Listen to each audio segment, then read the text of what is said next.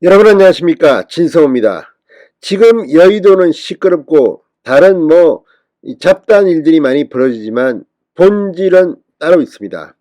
지금 윤석열 대통령을 당선시킨 국민들의 바람은 문재인 정부의 적폐, 무엇보다 안보면에서 김정은에게 끌려다닌 그 진실을 알고 싶은 것입니다.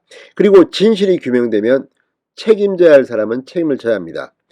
지금 서해 공무원 피격 사건, 북한 어부 북송 사건, 이걸 서울중앙지검 공공수사 1부와 3부가 수사하고 있습니다. 그런데 지금 치명적인 일들이 하나둘 드러나고 있습니다. 자, 방금 전 조선일보가 국가정보원의 보고서 하나를 공개했습니다.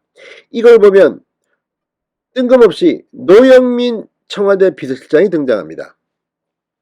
자, 체계로 보나 시스템으로 보나 국가안보실장이 중심이 돼야 할 이 일에 노영민 비서실장이 등장하는 겁니다.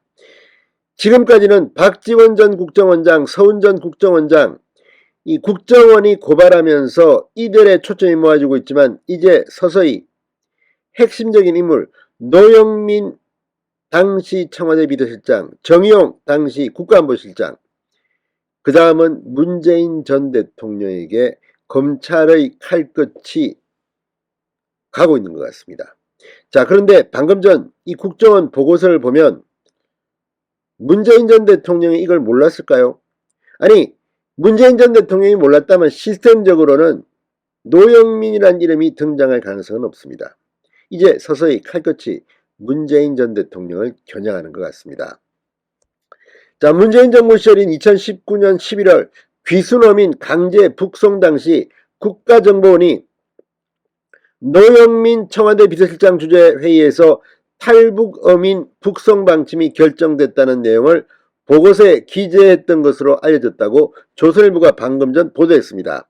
국정원 대북전략국이 2019년 11월 4일과 11월 10일자 보고서에서 청와대가 11월 4일 오전 비서실장 주재 회의를 통해 어민 송환을 결정하고 통일부 측에 송환 계획 수립을 지시했다고 적시했다. 이렇게 정부 관계자가 전했다고 조선일보는 보도했습니다. 자, 지금 검찰이 국정원을 압수수색했습니다. 거기서 나온 보고서일 가능성이 높습니다. 자, 그렇다면 노영민이 왜 등장한 걸까요? 이런 내용은 이 노영민 전 실장은 추방경 일정을 내린 적도 추방결정회의에 참석한 적도 없다는 당시 청와대 참모진 주장과 정면으로 배치됩니다. 이 사건을 수사 중인 검찰이 규명에 나설 것으로 보입니다. 자, 그러니까 지금까지 문재인 청와대 사람들이 했던 말들이 다 사기 행각일 가능성이 높습니다. 이 보고서가 있다면, 아니 국정원 보고서가 청와대 비서실장이 이렇게 함부로 없는 일을 있다고 썼겠습니까? 지금 분위기가 싸해지고 있습니다. 정부 관계자에 따르면 당시 노영민 비서실장이 주재한 회의에는 청와대 위기관리센터장, 통일정책비서관 등이 참석했다고 합니다. 이와 관련 당시 국정원에서 청와대 국가안보실에 파견된 직원도 김창수 통일정책비서관이 11월 4일 오전 청와대 비서실장 주재 회의에서 탈북민 북송이 결정되었다고 언급했다. 이렇게 관련 조사에서 진술한 것으로 알려졌습니다.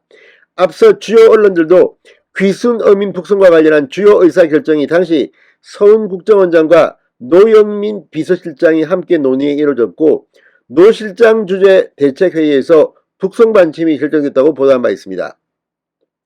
하지만 이에 대해 민주당 윤건영 의원 등 문재인 청와대 참모 출신 인사들은 허위 사실이라고 주장한 바 있습니다.